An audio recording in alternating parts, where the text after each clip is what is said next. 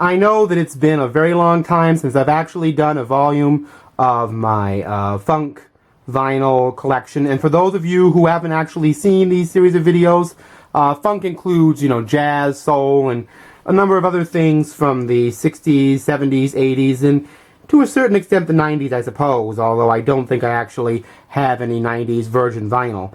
But I'm going to start out with something that, as a lot of record collectors might refer to it, as something of a grail, and it's this album.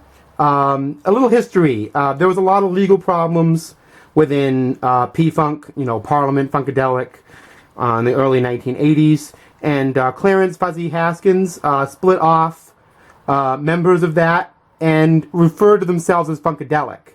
And they released this album on the LA label in 1981 called Connections and Disconnections.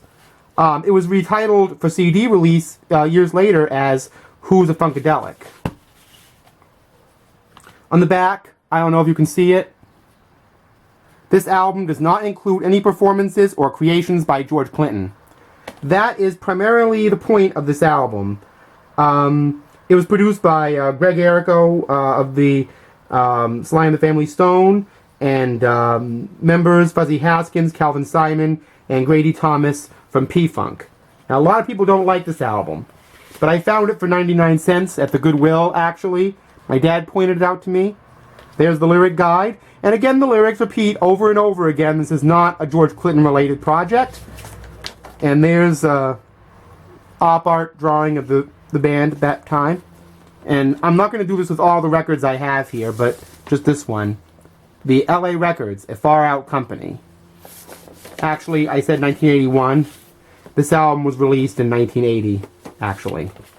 But for some reason I kept hearing 81, so that's why I used that term.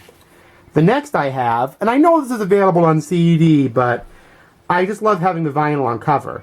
Millie Jackson, Caught Up, one of the most famous proto-hip-hop conceptual soul albums of the early 70s. This originally came out in 1974. Actually, I'm going to break my own rule again and show you the label. It isn't much, but the spring label is not hugely common, so I'm going to use that. That's Millie Jackson. Really good shape, too. Sweatband. I was just listening to this the other day. Another P-Funk-oriented album with Bootsy and Maceo actually playing keyboards and a lot of other instruments because they split off from George Clinton. Again, 1980. This particular album was released on Uncle Jam. Okay, I'm going to show you a lot of labels here. I didn't know if I'd have to do it, but anyway. It's an epic reissue. Right, because this is an import. I believe it's a German import. So I paid a little more for this. But originally, it was released through Uncle Jam. This is War, Deliver the Word. Their 1973 follow-up to The World is a Ghetto. And the reason why I got it on vinyl is because of the nifty little packaging. See, the album slides out. Sunrise, sunset, sunrise, sunset. I don't know if you can see it, but the cover, which has a little hole in it, has kind of a texture. And on the back, there are embossed pictures of all the members of War on that. I love that album. BJ4, Bob James, from 1977. I was listening to this album the other day. It's a really good kind of jazz funk album. Here are the other three Bob James albums that came before. A little personal history time. When my mother was a modern dance choreographer in the mid-70s in NYC, she choreographed the song Westchester Lady from Bob James 3. So my parents had that album, and I knew about that all my life. Tom Scott, Desire, on Electro Musicians from 1982. It has a song called Chunko Funk on it. I love Tom Scott.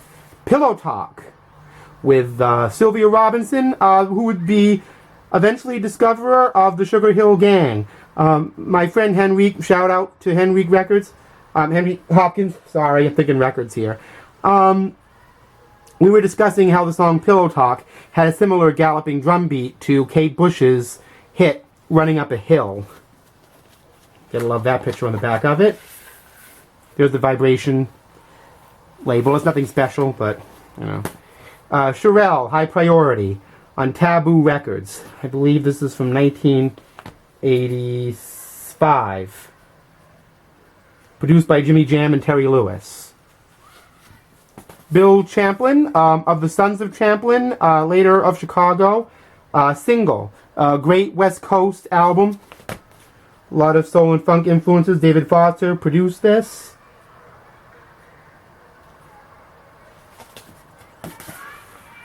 Chanson. This is actually a disco era project featuring James Jamerson Jr., Jeff Picoro, David Page, Eddie Bongo Brown, Steve Picoro, a lot of Toto people, and Al McKay from Earth, Wind and Fire on Areola Records. There's the Areola label. Average White Band. Another little history on this particular album. In 1973, the Average White Band released their first album entitled Show Your Hand. It had a very rudimentary cartoon clown picture on the cover.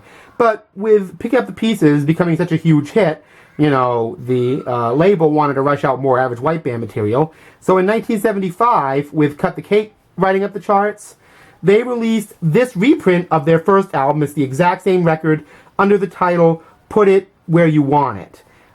It's actually one of the songs on the album, and of course, they gave it a much better and, shall I say, somewhat more suggestive wet t-shirt style album cover. That's why I bought this edition. It's kind of has a budget look to it. MCA record label at the time. Always wanted that album in some format, so here it is. Michael Franks, Passion Fruit, from 1983. I love Michael Franks. Birchfield Nines, I believe that's from 1978.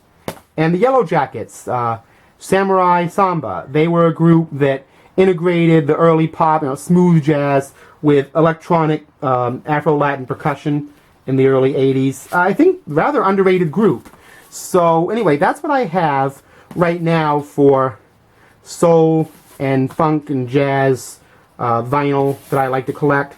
Now, during the summer months, especially as September starts coming in, I start kind of beating down the record racks again. Especially my favorite place to find this kind of stuff, in the bargain bins. I know that sounds a little strange, but I often find this particular genre of music there because a lot of people either underappreciate it or don't know what it is. So, anyway, as Rufus say on their song Rock the Rock Away, everybody's got their own way of moving. Doesn't matter as long as you're grooving. So enjoy your music, enjoy this video, and I will see you next time.